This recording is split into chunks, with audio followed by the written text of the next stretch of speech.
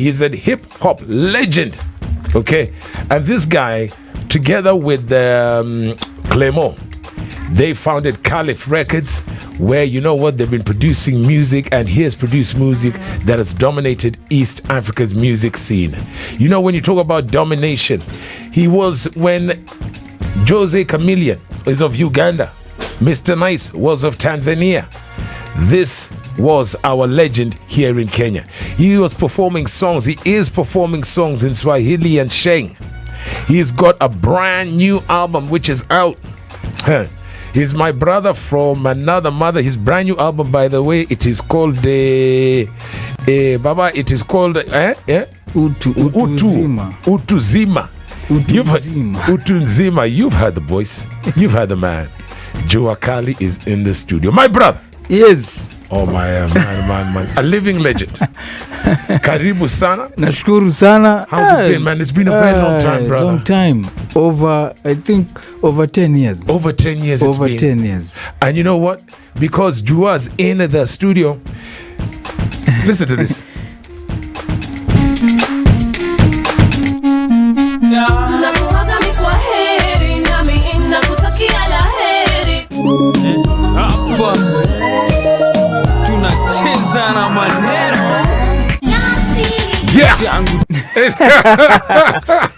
Yeah. Jatelo. Yes. Now, you know what? First of all, welcome to Transformational Thursday, my brother. Thank you very much. For the uninitiated, of course, everybody knows Joe Cali, but let me ask you, brother. Yeah. You have been chini ya maji kiasi, and then now you are back, and you're back with a bang. Yeah. What has Joe Cali been up to, my friend? Corona happened. Indeed. Indeed, brother. Corona happened. Yeah. Which it shaked everyone. Bus. But I took that opportunity to record a new album, which now I took my time. Yes. Kwa sababu there was kulikuwa na lockdown. There's no hurry. Right. We are not performing. Right. So I just took my time and recorded the album. It took like 3 years from 2020. From when Corona started around 2020. Right. Yes. So I started recording it around 2020 and I finished it towards the end of 2022. Right. Yes. So let me ask you, brother, still under Caliph Records? Yes. Still under Caliph Records? Still under Caliph Records. Clément bado wako? Yes, Clément yuko, but now yeye ana handle mambo zengine, stories za YouTube. Right. Yes. And still the studio's there. And still the studio's there. Yeah. Because we are actually going to be talking about YouTube because JUA's got a podcast. Yeah. But you know what? For the people who don't know you, all right, this your story, okay, when did it start, JUA? My story started, I was born on a Wednesday. Yeah, right. Hata nianze kutoka huko. I was born on a Wednesday, right, 1979. That's right. September. Yes, September. Yes. So my journey started there. Right. Alafu I fell in love with music. Yes. I fell in love na our household. Yes. Ilikuwa very interesting. Right. I have 3 older brothers. Hey. So firstborn alikuwa anapenda reggae na raga sana. Yes. Secondborn anapenda sasa hizi kina Mary J. Bas. Yes, R&B nini. Alafu sasa yule namfuata alikuwa anapenda hip hop sana. Come on. Yes, and my dad alikuwa mtu alingala sana. Yes. So you see that all that mix, by the way, brother. Yes. So with me being mdogo, I have no control on the machine. Come on. So my job is to listen. Right. Reggae kichezwa, I listen to reggae. Hip hop kichezwa, I listen. Lingala kichezwa, I listen. Bas. So over time nilikuwa na consume. I was consuming. Alafu with me naturally nilikuwa napenda kusikiza lyrics. Come on. Even if it's Lingala, I just listen to the guy anafanya nini. Yes. But now I fell in love with hip hop more. Kwa sababu hip hop was more dynamic. Come on. Guys were singing about everything. Yes. Kuna wale walikuwa naimba about police brutality. Guys wanaimba, there was a funny lyrics. Pass. Yes, even cuss words. Right. So for me I was like, hip hop iko na freedom of speech. Come on. And also they were singing as much as they were in America, walikuwa naimba zile vitu we were also going through here kama police brutality. So I like that. And who was your favorite artist, hip hop artist back then, brother? Now with hip hop, if I say my favorite, I'll be like a fan. Come on. For me it's hard to say my favorite. Even it's hard to say the greatest rapper, kwa sababu with hip hop which we took, which Genge got the inspiration from. Yes, we got the inspiration. Everyone, hip hop forced you to be yourself. Come on. So you get someone like Redman. Yes. Alikuwa very funny. Right. You get someone like Notorious B.I.G. Alikuwa lyrical. Yes. Alafu you get someone like Tupac, alikuwa emotional sana. Right. So everyone was coming with this blueprint. Right. So it's hard to say ati undo favorite. So mimi nilikuwa napenda for their skill. Huyu nampenda for this, huyu nampenda for this, huyu nampenda for this. So there's a wide range of artists. The group kama Wu-Tang, pia walikuja na mambo zao. Right.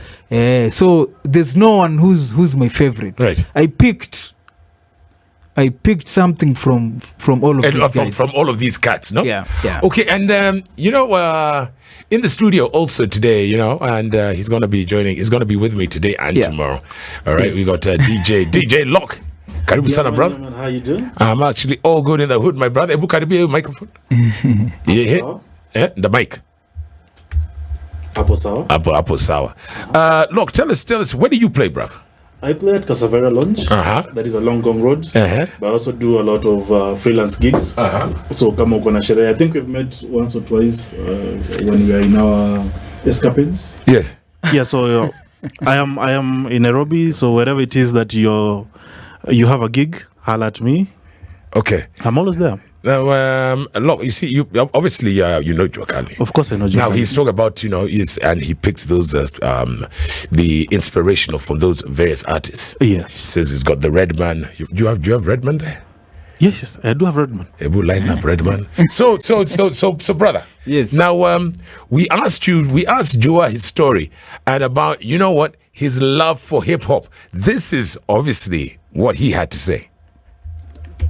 The biggest thing ilifanya nilifall in love na hip hop ilikuwa ni hizo cuss words manze. Yani nilikuwa nasikia hizo cuss words nasema yani ndo kabisa. Najiambia yani kuna freedom of speech. Yani hapa yani wasi wanaweza sema anything wanataka.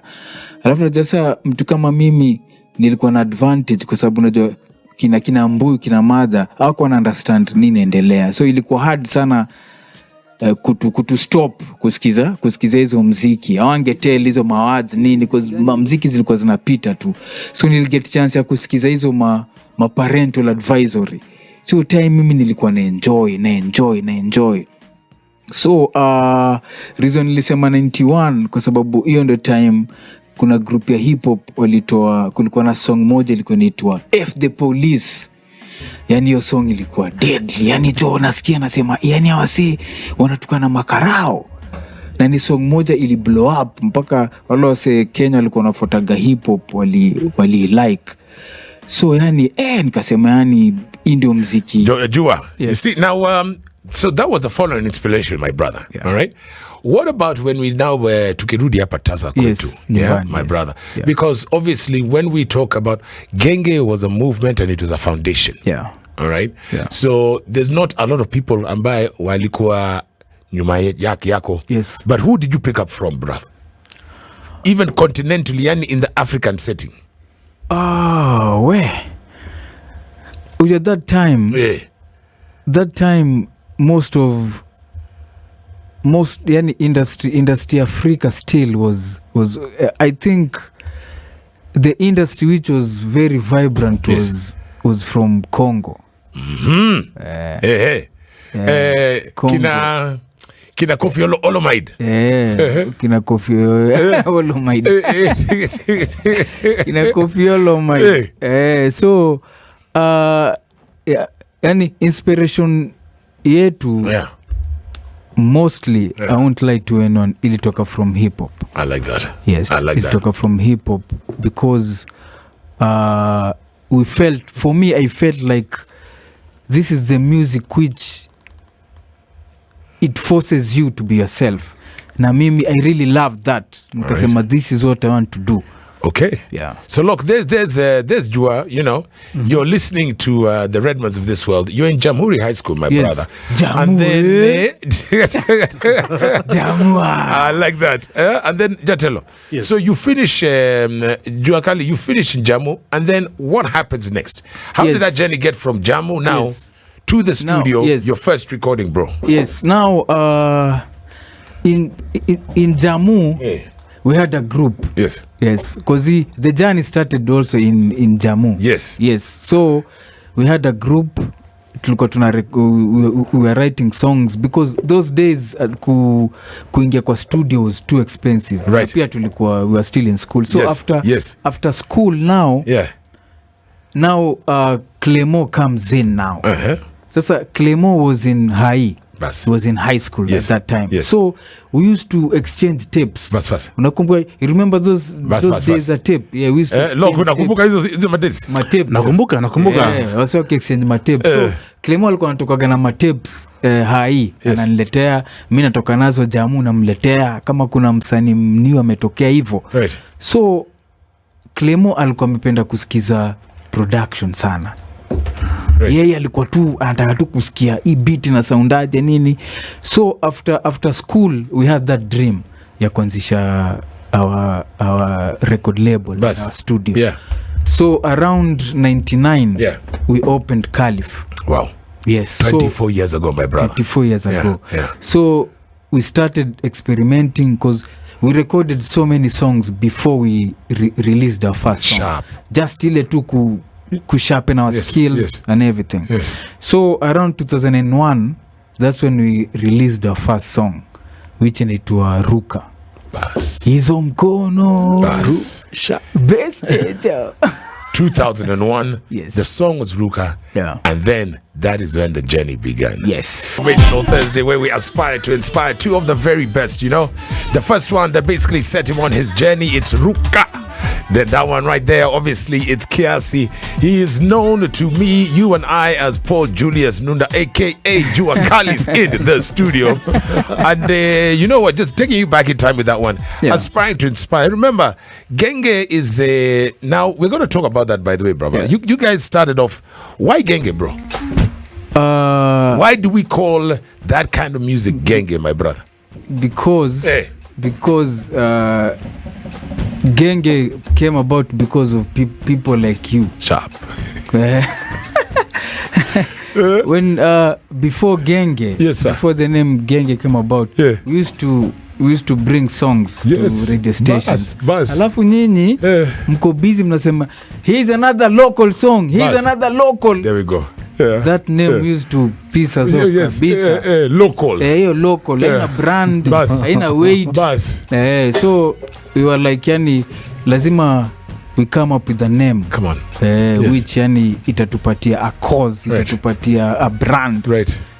So we came up with Genge, which represents the hood. I like that.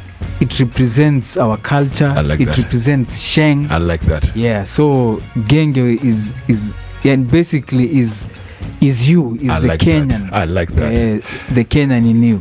And that this is now you and JUA Cali. This is at you and you. You and Clemo. Me, Clemo and Nonini. And Nonini. Yes. Nonini was also involved in all of that. Huh? Tulianza nae from the onset. Bro, he was part of Caliph, was he as well? Yes. Okay. Tukianza building, sharpening up our skills. Yeye ndo alikuwa amemaliza chuo. They just finished school. Yes. Then he joined us. Sharp. So we built pole together, experimenting. Yes. I remember, and DJ Lock is also in the studio today. You know what? Representing. Yes. Just a question. So Genge in itself is not a word. It's just something you guys called your type of music. It's a word, definitely. No, as in, you see the way we say laptop, we know what a laptop is. Yes. If we were to call it soul, we will understand that there was elements of the soul to it. Yes. So Genge, where do you derive Genge from? Or it was just a word that you people came up with and then it caught on? Okay. Genge in correct Swahili ni genge la watu, genge la wezi. You get? Now that makes sense. Yes, it makes sense. Now Genge is... So does that mean group or something, bro? Yes, because we were moving as a unit. But now it was music. It's music for the masses. I like that. Ndio naona kila mtu anaweza relate to it. It was easy to, kwa sababu tunaimba watu mtaani. Yes. You see that now translates because I didn't know that. Oh, you didn't know that in the year. I like that. We learn something new every day. Yes. So that is 1999, brother. Yes. Okay, then obviously, look, and then as JUA says, we started, man, and you guys landed. It was an avalanche. It was a storm. Yeah. Yes. Okay. It was a storm, yeah. So, and in fact, as far as I'm concerned, now you as a DJ. Yeah. And I don't want to put words in your mouth, but like when you talk about, because JUA's first album started at Caliph Records in 99. Yes. And then, as far as I'm concerned, that period, yani the first decade of this millennium. Yeah. That's 2000, because JUA first album came out in 2001. Yeah. Yes. From there, yani, and the noughties until the 2010, because these guys in one hand, then you've got the Agopa fellas in the other hand, my brother. Blue Zebra, Tejasai. You know?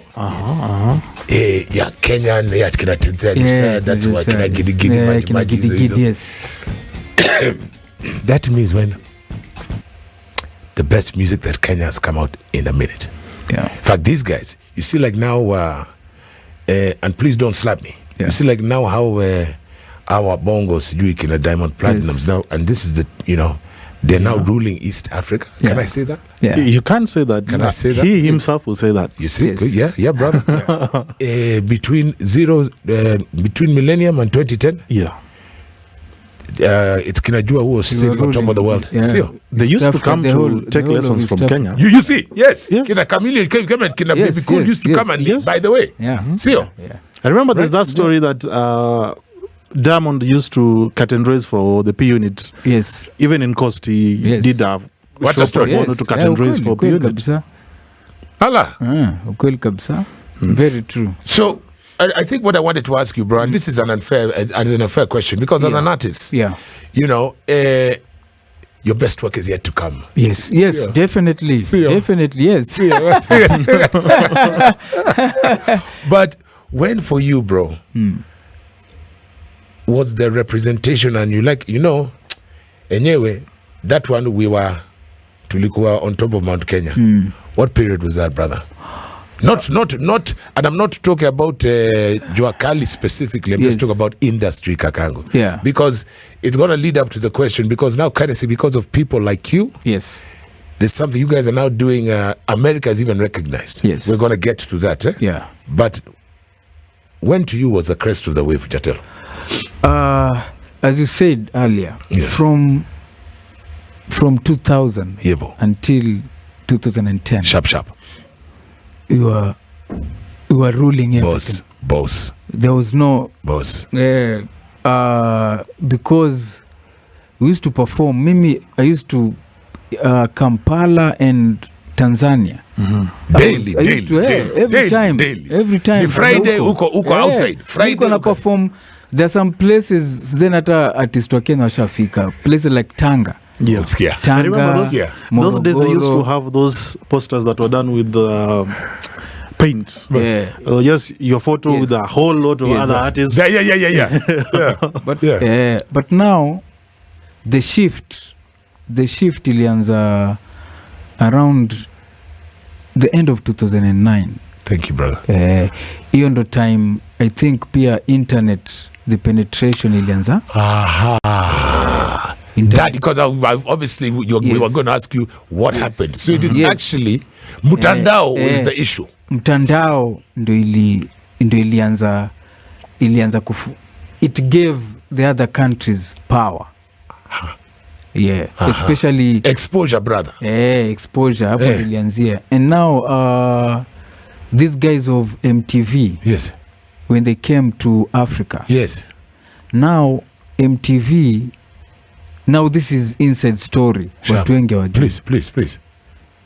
When they came to Kenya, walikuja wakatuambia, now you know with this MTV we are broadcasting the whole of Africa. And our biggest market iko Nigeria. Yes. Obviously, because of the numbers, wako wengi. So tuna focus more sababu we are getting so much money from Nigeria. So naturally focus yetu is there. We have to please these guys. West Africa, yebo. Nigeria sponsor specific. Yes. Now these guys, they talked to a few artists wale walikuwa that time. Kina Dibanja pass. They told them you have to switch because those guys used to sing with Igbo. Igbo. Hata pidgin walikuwa naimba na lugha. Hawa wazungu wakawambia lazima mwaze kuimba na Kizungu. Yes. So for them it was easy kwa sababu in Nigeria hakuna common language. That's the common language iko English. So for them it was easy to switch. So when they came to Kenya, hata tulienda ma meetings. Wakatuambia the same thing. Now we told them itakuwa ngumu for us to do that because there's a common language here and it's Swahili. Swahili is deep-rooted here. Ukianza kuimba, imagine time ya Ngeli ya Genge na nianze kuimba na Kizungu. Guys wangenipiga na mawe. So we were like, hey, Swahili is deep-rooted here. We can't do that. So our Zungu, they were like, oh, sawa. So they started playing this Nigerian song hapo MTV. Sasa those videos wakaanza kucheza, walianza kuempower those guys kwa sababu watu wameamua kuimba na Kizungu. They started empowering them. So sisi wale walikuwa na ma DSTV nini, they started watching more Nigerian songs. Nigerian music, So even ndo wakaanza, they started getting an edge over us. Wow. So your shift ilianza around 2009. Okay, and then look, I don't know if you've seen this. So that was when we crested, bro. And he said, okay, Safi. And then the Nigerians, and then obviously now the Tanzanians now took over because it was 2009. That's when we peaked, and then these guys had their time. The guys who in fact came up under you guys really taught them. Watu kina Sebo hapa wanaitwa nani? Jose Chameleon and ule mwingine anaitwa Baby Cool. Radio Weasel. Bass. And then hapo 2010 paka 2015 hapo. And then that's when this boy took over. Sio? Bongo flavor. Ama namna gani, brother?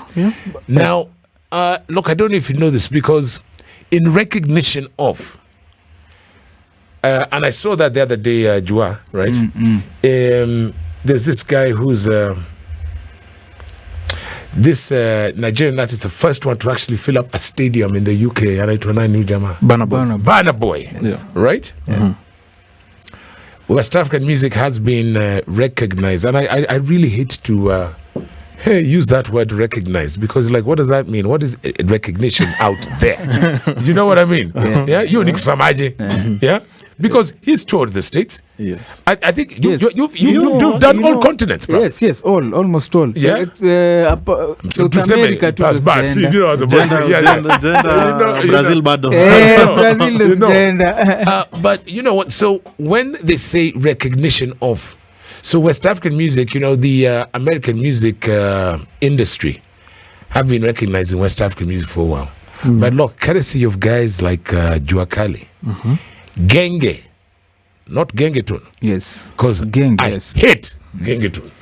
Genge has now been recognized by Black Entertainment Television. That is BET. Yes. First of all, where is now? Hold on, Baba. Hold on, yes, Baba. Courtesy of you guys. Yeah.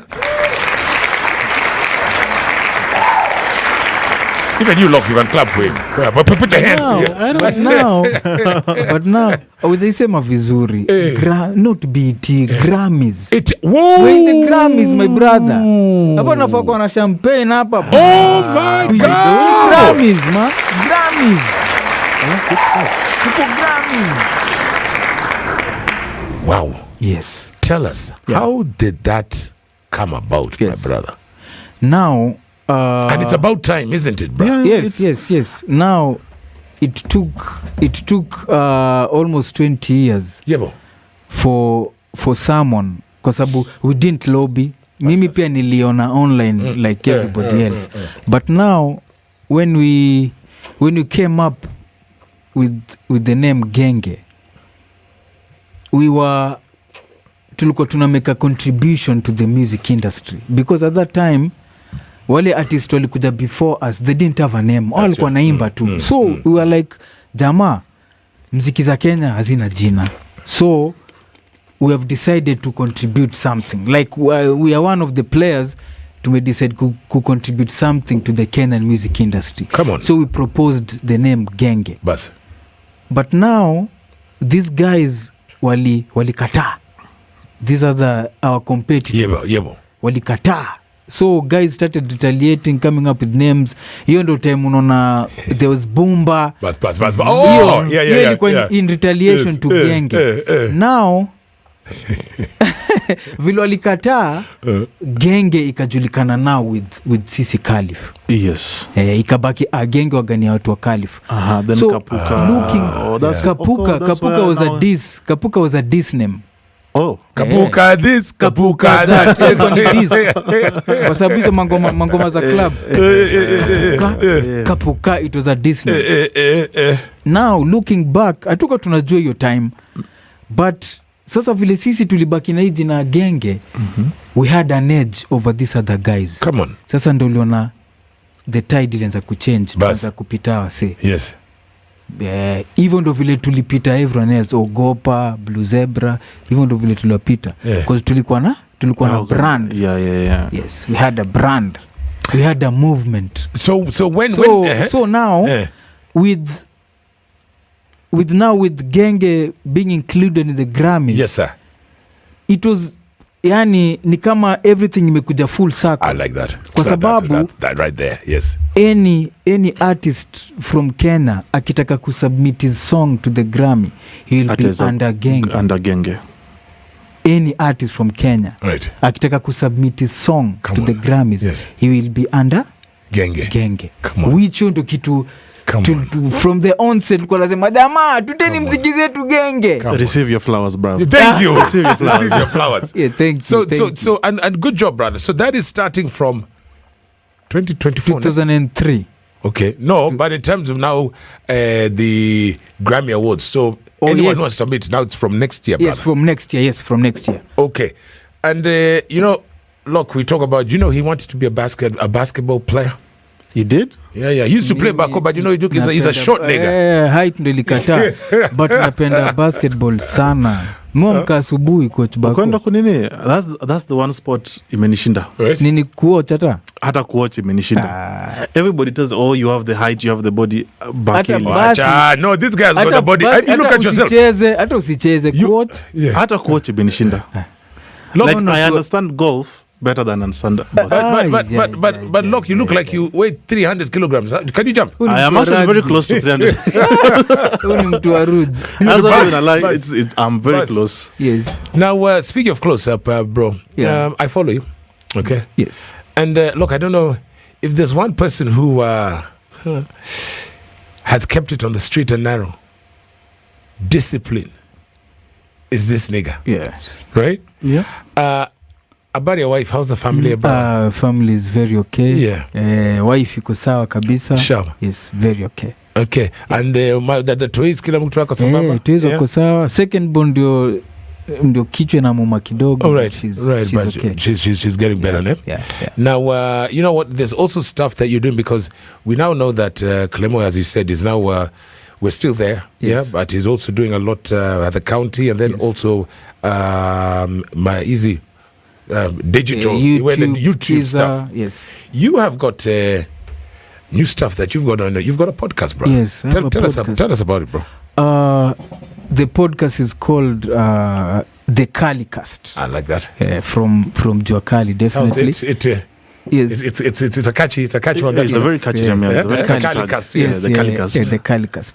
Now, what happened ni ilikuwa when you got the news about Genge, it brought so much memories. Niliweza kumbuka vitu nilikuwa nimesahau. Because hiyo kitu ilinigonga me like a shock. I was like, yani 20 years ya hustle. Surely. Finally. Inakuja kujipa. So it brought so much memories. Nikasema, I told myself, wacha ni share kwa social media. Na mimi ni mtu wa Twitter sana. I knew Twitter ndo place wase watapiki kitu. So nikasema, wacha ni share our journey, zile vitu tumepitia na hii story ya Genge. Especially the hardships. Sai kuambia watu vitu za raha. The hardships zile tumepitia mpaka tumefika hapa saa hii. So I was just sharing my stories, not knowing guys will gravitate to them. Watu wakazipenda, yani noma. Nani na get retweets 100k 200k. Nasema noma. Now kwa comments guys started harassing me, wananiambia tunataka visuals wewe. Come on. Siku tunaangalia vitu watu watusikizi tu. Hizi kuandika tunataka podcast wewe. So the fans forced me to start the podcast. So this is due to public demand, brother. Due to public demand, I started the podcast na inafanya poa. I'm releasing now the fourth episode. Nitaitoa kesho actually. Come on. Around 12. Yes. So it's doing fine. Niko sawa kabisa. Vile hizi maandamano zimeleta. Yeah. But nimefulfill kitu watu walikuwa nataka. So through Grammys, me telling stories, ndio sasa tumefikia until the podcast now. Who knew? The Calicast, Joe Cali, social media influencer, my brother. I know, right? So listen, bro. Yeah. But what's the synopsis? What's the synopsis? What's Calicast about? What happens? Yes. By the way, it's every week. Huh? Is it once a week? Yes, once a week. It's weekly, it's weekly. Okay. Because I realized because the podcast world, it's new to me. There we go. So I had to do some research kidogo, pia niko na watu karibu, and they told me the way guys listen to podcasts. Yes. Kuna watu wameset their days. Oh yeah. Anajua Monday. Oh yeah. Listen to this. Oh yeah. Yes. Mimi wife anakuanga hivyo. Yeah. Naona so pia mimi nijotivo kwa ofisi. Yes. I have my siku. Yeah. So it's only right kupick. So we picked on a Friday. So nikasema wale watu wanasikiza, they will pick waseme Calicast, we'll be listening to it on Friday. On Friday. So basically I'm just inspiring guys, talking about Genge, definitely our journey. So there are some episodes ni mimi too with the camera. Yes, but now I've started inviting guests. Yes. Which on the third episode, actually the third episode nina go live kesho. Bas. Now that's my first interview ever. Yes. Now me I'm doing the interview. Good. As in umekuwa coach sasa. Nimekuwa coach. Alafu sasa kitu interesting ni hii. Ule mtu namfanyia interview is the guy who shot our first video. Wow. They shot our first videos for free. Wow. Walitushutia Ruka and Manzwa Nairobi. Bas. The guys the production company called Vivid Features. Yes, they used to do documentaries. Exactly. Yeah, so they had these songs Ruka na Manzwa Nairobi. Wakasema tunataka kushoot hizi videos for free. Wow. Yeah, so huyo jamaa pia nilimleta pia nikasema vile ulishut video yetu ya kwanza, now na Wow. kufanya my interview. Yeah, you say you've seen me up on these mean streets. Where we belong. Ameita escapade.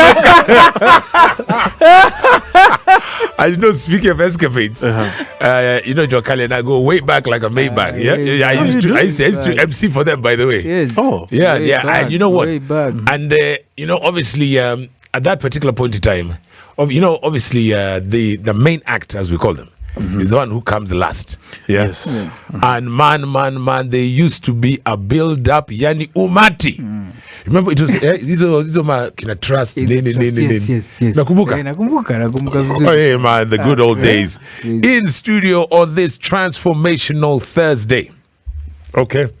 We have a man, and it's all about aspiring to inspire. Yes. He is the one who put Genge on the map. And by the way, look, he has been described as in pound for pound. Yeah.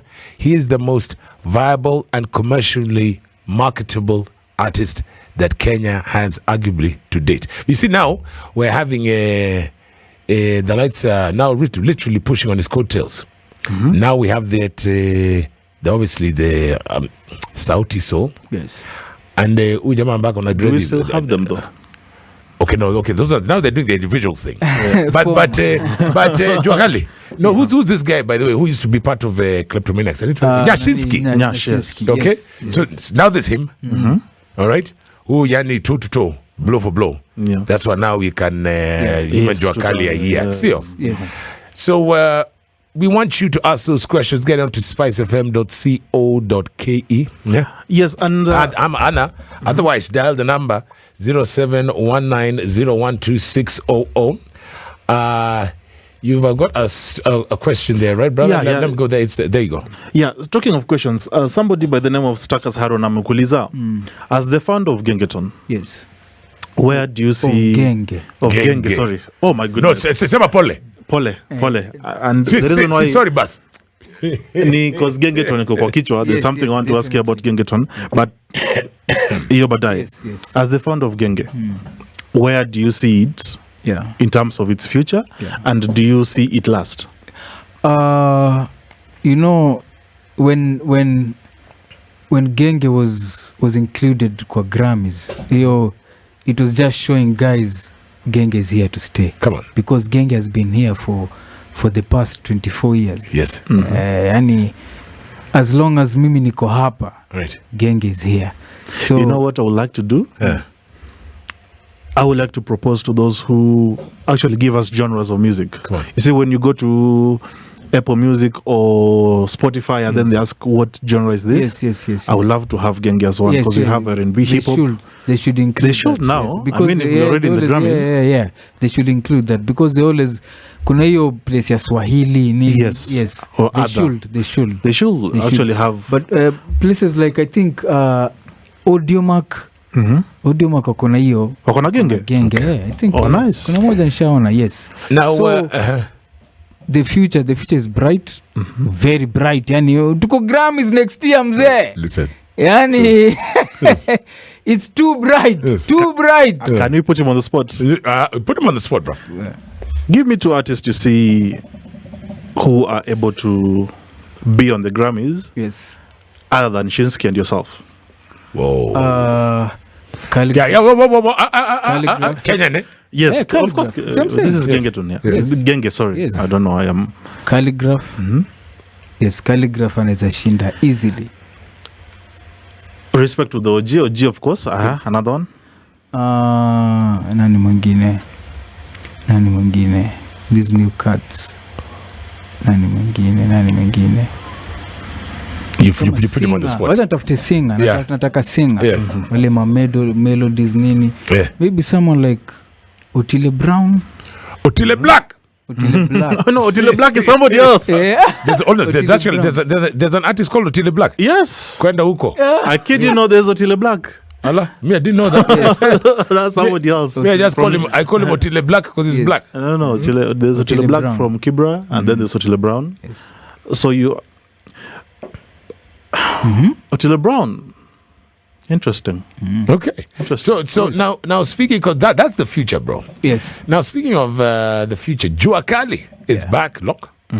And two things. First of all, I'm seeing that we have gone continental. JUA has gone continental because now Joe Cali is now working with, and I don't know why this is a highlight, with an American producer called Quega. Yeah? Yes. Tell us about him, first of all. He's Kenyan, but he's Best in the States. Based in the state too. We did, he did Karibu Nairobi. Yes. He's the one who did that. Right. Also, the song which brought Nyashinsky back. Bro. Now you know. Now you know. Yes, that is. It's the same guy of Bitia Kega. Yes, Bitia Kega. Okay, that makes sense. Yeah, he's still the same guy. Okay. So he's a young guy. Yeah, but he's connected. Nika anapenda yani ni Mkenya halisi. As much as he's in the US, ni mtu yuko concerned sana what is going on. I like that. With the Kenyan. Yes, so he's very socially conscious, connected. Yes, yeah, he's very connected. I like that. So, yeah, that's why he's like ni kama DJ Cali tuseme. Because he makes those mixtapes. Sharp. The various artists. Sharp. Yeah. Okay, and we have a new album, brother. Yes. Tell us about it, boss. Because Joe Cali is back. Yes. It's not like he went anywhere. Niko tu. So it's my fifth album. Come on. Inaitwa Utu Uzima. It's 57 minutes. 16 songs, dope songs. And you said at the beginning, man, of the show, remember? 3 years, man. Yes, 3 years in the 3 years to record the album. It better be a masterpiece. Yani ile ni mimi tajipigia debe. Yeah, you see, that's a classic. Yeah, you see that smile on his face. Because I took time. Yes. I took time. Ujarakisha kitu. Yeah, hakuna haraka, tuko lockdown nini. Yeah, I took my time coming up with the concepts nini, yani pole tu. So it's a classic. Yes. I guarantee you. Yeah, mtengia kwa mtandao, it's everywhere. It's on Spotify, iTunes. I released it like 2 months ago. So it's doing well in the market. Good man. Yes, so iko sawa kabisa, still Genge kama kawaida, but I've worked with a new producer. Kuna producers kadhaa on the album. Yeah. There's a guy Mavo on the beat. You know him. He has a few songs. There's a guy called Byron on the beat. He's very young. Amumjui. And now a huge chunk of the album. Kuna boy. He used to be based in Mombasa, but now he's in Nairobi. And it was T-Hits.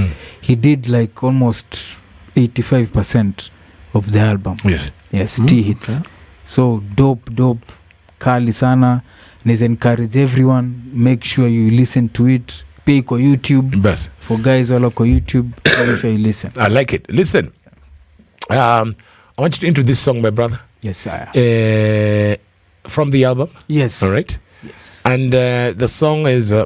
I'm trying to tease it, right? It is. Yeah. The title is about a guy who we know as a lawyer / politician. Yes. Slash. Yeah. Slash. Lawyer, 420. That guy. Yes. /420. Listen. Tell us the journey and the meaning, and obviously, if you listen, if he once he says the title, you think it's just about the dude. Yes. Just tell us that journey before we play the song, brother. Yes. So when I recorded the song during elections, when those guys were campaigning, so I realized guys started calling for 20. That guy. So I was like, what can I take advantage of this? Before we blow up, let me blow it up. So the song is about for 20. Right. It's not about that guy. It's about for 20. Are you in the legalized movement by any chance? I'm not in the movement, but mtu unaweza chukua the song ikuwe part of the movement. Yes. I tell you, from his brand new album. Okay, the album is called what, bro? Utuzima. I'm talking like a muzungu. From his brand new album, Utuzima. I mean, what the damn? Kwa mzungu tena. From his brand new Utuzima. From his Jeff Koinange. From his brand new album, Utuzima. Talking about the 420, yeah? I love it. It's Joe Cali, Wajakoya.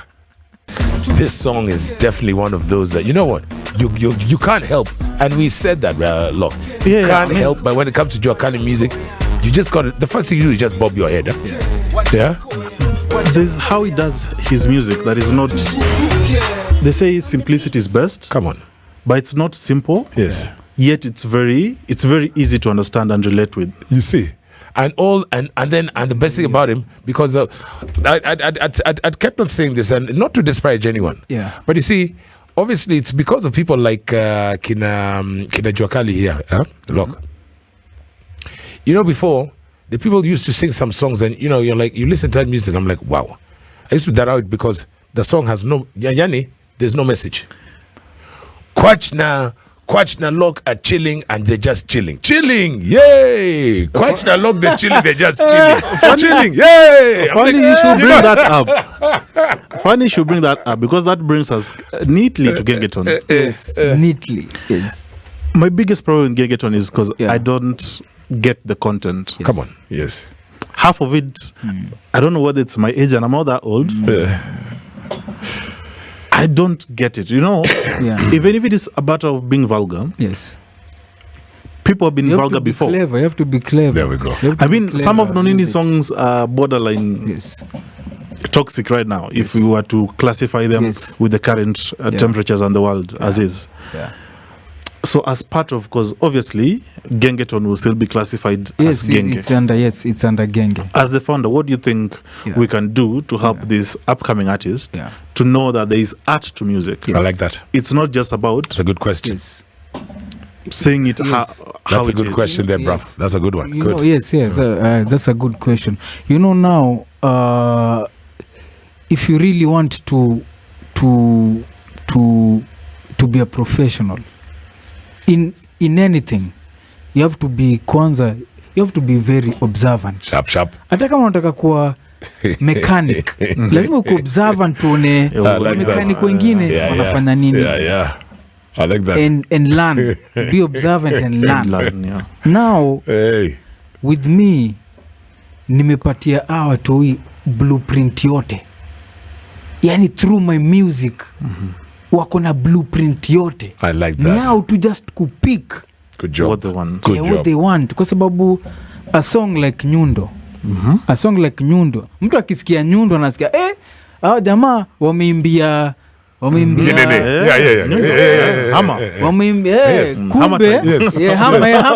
time. Yes. Okay, when you listen keenly, you realize. Then you're like, this is actually very intelligent. Unaona, so you have to be very intelligent. Kwa sababu mi usema music iko na intelligence mingi sana. Hiyo ndio reason niko impress sana vile umesema muziki ina sound simple. But it's not. But it's not. Kwa sababu mtu anasikia huyu jamaa anaambia watu tu aseme kiasi. You know. But ukimwambia andika. Haezi andika. But akisikia inakaa. Kitu ni rahisi. Just telling guys to say kiasi. But andika. Bas. He can't write. So on the ni kama tu football.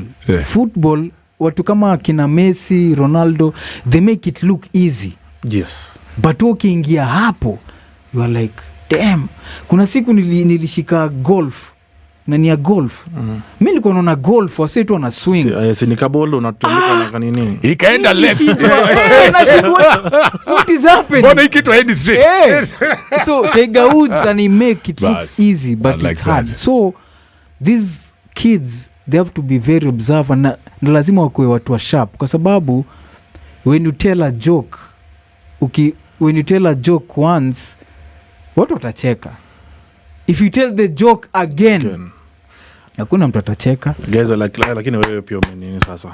Hakuna mtu atacheka. True. Nika ukiambia watu tingisha haga, sasa itakuwa sawa atatingisha. the next song tingisha haga wewe. Ayo kwani ni lazima. Kwani ni lazima tena. You know that's brilliant. That's a good answer, eh? Yeah. And I like that because obviously that was just going to lead us to what advice would you give the youth, but there it is. Yes, there it is. You have to be very intelligent, bro. And another thing that you have done consistently well, Locke, is that, you know, like the other and last week, a guy wrote to me. Said, Kwachebu, just talk about this thing. And I also mentioned it last week. Last week we had Ted Josiah here. Yes. Have you seen that thing of Bahati sitting on the toilet? Yes. I have seen a lot of things this week, unfortunately. And then there's another Siju of the wife. Siju, she says, Siju, she's warming the guy there. It was a picture. I don't know if you saw that. She warmed my food. And then she's spread her legs. Then she's got that fan, the heater. Oh my goodness. She says, I'm warming my husband's dinner. Like, what the hell is this? You saw to the question. Yeah. Look, you see, if there's one guy who has kept his nose clean, you don't. It's this cat. Mm-hmm. What is that? What gives you balance? Not even in private. Yeah. Because we used to go on concerts with this guy. Yes. I mean, and I'm not just saying that because he's here in the studio. Yeah. When us guys are here at night, so obviously you get to the town the night before. When us guys are going to the boogie. The escapades. Joe Cali yo. Dinner, room, torch, out. Mm-hmm. Yes. Mm-hmm. They're like, Paco, like, and he's not a boring guy.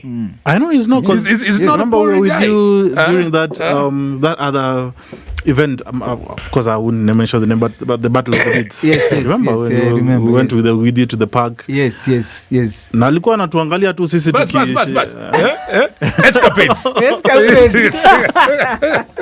No, but what is it? What gives you balance, Baba? Yeah. You know, balance, you're that guy. Yes. Balance ni my close friends. I love that. Yeah, my close friends bado they remind me wananiita Paul mpaka wa leo. So yani unakumbuka you're still a human being. Sharp. So your kid it keeps me sharp. It keeps me grounded. Sharp. Alafu now with this social media, unajua hizi vitu the way they came pia zinaenda tu hivyo. Come on. Zinaweza fungwa tu. Yes. Yes, so we can't focus. We need to focus more on the content, on being creative, nini, because these likes siku moja Instagram inaweza fungwa. Kwanza especially vile TikTok iko juu. Kwa sasa hizi si nini inapiga Twitter compare, so imagine if you're big on Twitter and suddenly you see threads imeingia hapo. So these platforms we don't own them. So we can't behave like we own them. So answering speaking about hizo vitu umeona guys warming the dinner the nini, those guys feel like they own. That's true. They own the platform. That is true. Because they are getting likes, nini. Yes. So hizi vitu zinaweza fungwa. So for me, I don't usually focus hapo sana. Sharp. Because mimi niko tu hapo tu. Sharp. You're in it for the long run. Yes, I'm in it for the long run. Siku moja Facebook ikienda bado utakuwa. You're playing the long game. Yes. My brand will be there ikienda. Lakini watu wengine social media zikifungwa sahi, they will go. I love it. They will go with it. Man, we could he's a friend. Yeah, we could have this conversation all day. I wanted to remind you. Yeah, bro. Nataka kukuchekesha kidogo. There was a time ulikuwa nafanya show moja deadly sana ya chats. Yes. Kwa sababu mnafamrudisha ma chats kwa radio station. Bus, right? Those chats. Yes. We used to compete so much. Yes. Kwa hizo ma chat. Tunataka song yako kwa number 1. Bus. So ilikuwa na create hiyo level of competition. Now coach alikuwa kwa show fulani ya chats. So kulikuwa na song fulani. I know you don't remember. Siwezi kukumbuka. Kulikuwa na song fulani ilikuwa inaitwa Panda. Now hiyo song ilikuwa inashuka kwa chat. Sasa coach iko like, no, this song is called Panda, but on the chat it's shuka. Buda sijawahi sahau hiyo kitu. Yani nilicheka. I've never forgotten that thing. The song is Shukai. Lakini ndio panda. What's that by? I've got to listen to that again today. XYZ. Bado tunapanda. Bas. Bado shuka lakini. Oh man, listen. My brother. Yes. Oh man, so the future is indeed bright. And that's what Transformation Thursday is all about. Yeah. You're there, you're in the industry, you're in the game. This is consistency. Yeah. We are talking about, look, like he says, playing the long game. Yes. All right? Yeah. And so we do have the podcast, episode 3 coming out tomorrow, Baba. Tomorrow 12 sharp. Yes. 12 sharp. And I like the name of the podcast again? The Calicast. Calicast. Please subscribe, right? Yes, subscribe to the Cali K. It's Cali with a K, C. With a C. Yeah, with a C. Of course. Yes. CALICAST. Sharp. Tomorrow noon, episode 3. Yes. And then we have the brand new album as well, my brother. Yes, Utu Uzima out. Utu Uzima. Kwenda huko. Utu Uzima. Yes. That sounds Japanese. Utuzima. Yes. Oh man, JUA Cali, thank you so very much, Paul, my brother. Thank you for having me. Thank you for coming to the studio. Nothing but love, me. Brother, if one wants to follow you and also to get the album, how do we get the album, bro? The album is everywhere on all streaming platforms. Sharp. Yes. Kama uko Deezer, SoundCloud, iTunes, Spotify, YouTube, yes. You are there. Yeah. To reach me, ukitaka kunifollow. There we go. Kwanza Twitter, yes. Because hapo ndio base. Yes. So Twitter is at JUA Cali Genge, JUA Cali with a C. Yes. Instagram the same, right. at JUA Cali Genge. Facebook is at JUA Cali Official, sure. Also with a C. TikTok definitely. Kwanza watu wa TikTok, they took Wajakoya na wakakimbia nayo. It's all over TikTok. Yes. They own it kabisa. So TikTok pia it's at JUA Cali Genge. Bas. Still with a C. You know what, my brother? Yeah. Thank you for being an inspiration. Yes. To not only the music industry, okay, but even to people like us. I'm an Amnagani Lock. And on your show, invite me one of these days, bro. Definitely. All that so that we can we trade words. We talk about those things we can't talk about here. Yes. Yeah, we're together. Kwanza, there's something you said about DJs. We will sort that. Yes, yes. We need to air that out and to make it clear. Yes. Where communication authority will not will not harass. Very true. Very true. Oh yeah, Transformational Thursday. You know what? And talk about this. Yeah, good, better, best, and the best and the brightest were in the studio. It's the one and only JUA Cali. So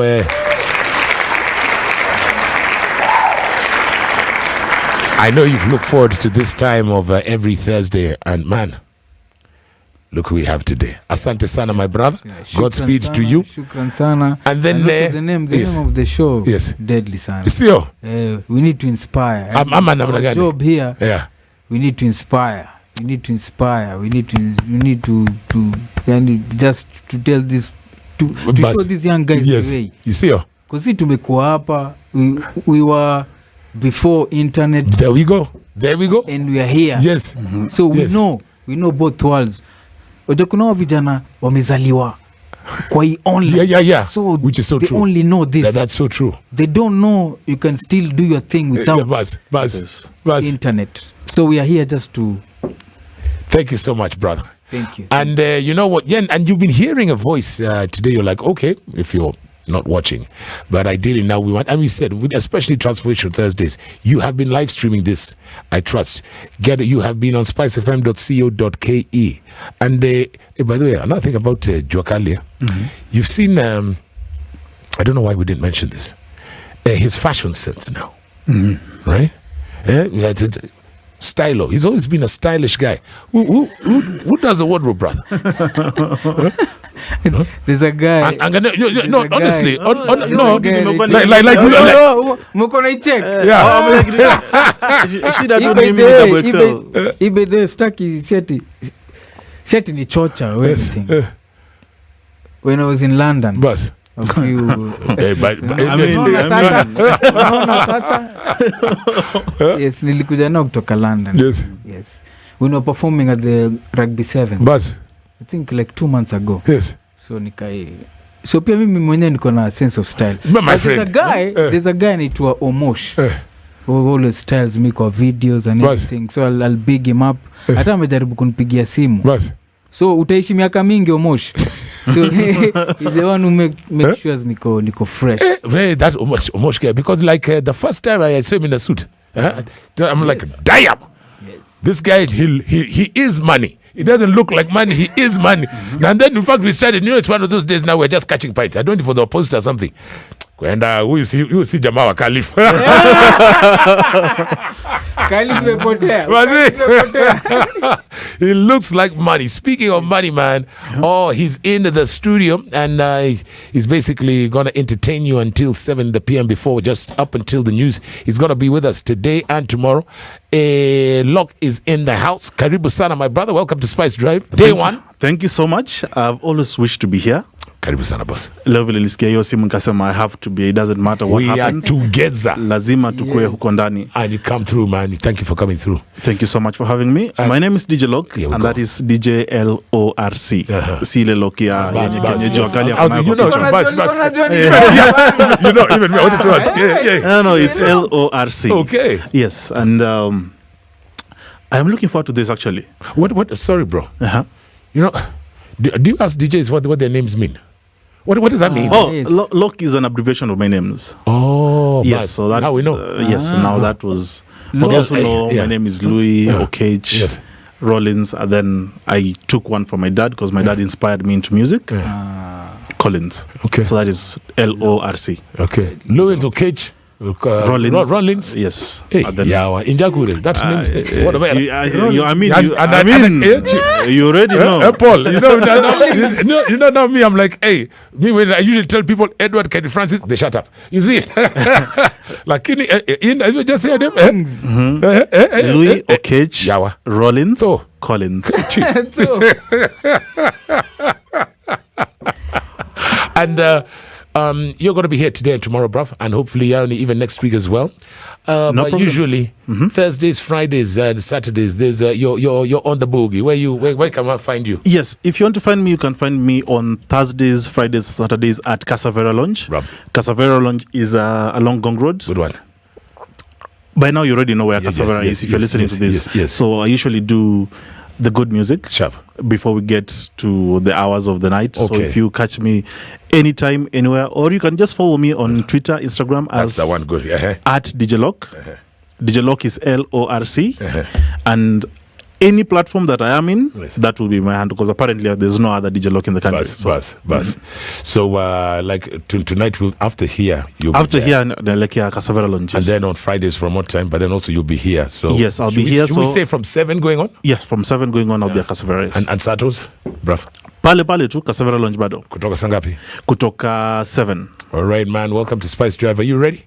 I am ready. All right. If you want to request it so Locke can play, just get on to Spice FM KE as well. Yep. What particular genre are you starting with today, bro? I want to start with whoever inspired Joe Cali, and then I'll go back to... What, is that Kenna Redman? Is it? Yes. Okay, cool.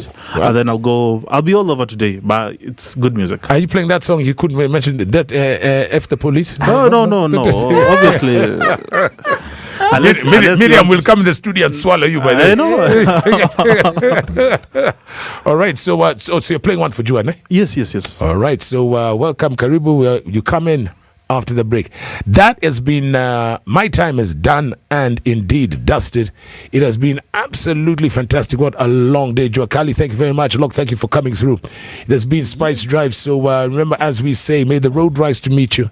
May the wind constantly be at your back. Will you be half an eye in heaven? Before that, the bloody devil knows you are dead. Peace.